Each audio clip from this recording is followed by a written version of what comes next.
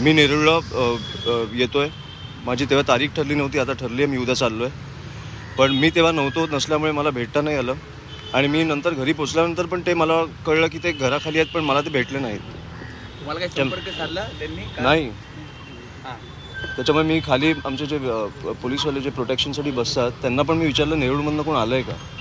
त्यांचं पण म्हणणं होतं नाही. तर मला माहीत नाही कुठे बसलेले, समोरच्या कट्ट्यावर बसले का कुठे बसलेले, पण मला ते काल भेटले नाहीत. त्याच्यामुळे मी उद्या चाललो आहे. आणि मी त्यांना बोललेलो की मी नाही आहे, मी घरी नाही आहे, मी नेरूळला येऊन ती नोटीस घेतो.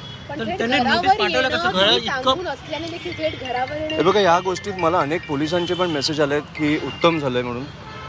मी आता नावं नाही घेऊ शकत, पण ह्या गोष्टीवरनं कळतं की तुम्हाला त्या पोलिसांवर बिचाऱ्यांवर किती प्रेशर असेल.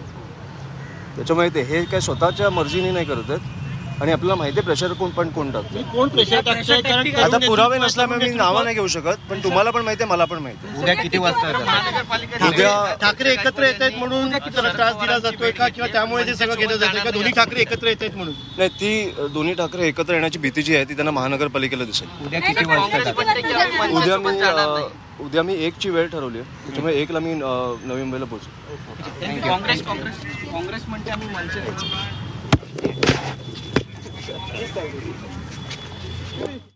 अमित ठाकरे हे प्रसार माध्यमांशी बोलत होते. उद्या आपण नेरूळला जाणार आहोत असं त्यांनी म्हटलेलं आहे. नेरूळमध्ये त्यांनी छत्रपती शिवाजी महाराजांच्या पुतळ्याचं अनावरण केलेलं आहे. मात्र ते अनधिकृतपणे झाल्यामुळे पोलीस त्यांना नोटीस बजावण्यासाठी त्यांच्या घराच्या जवळ आले होते. मात्र ते आपल्याला भेटलेले नाहीयेत असं त्यांनी स्पष्टपणे सांगितलेलं आहे. त्यावेळी अमित ठाकरे यांनी आपण स्वतःच नेरूळला जाणार असल्याचं स्पष्टपणे सांगितलंय.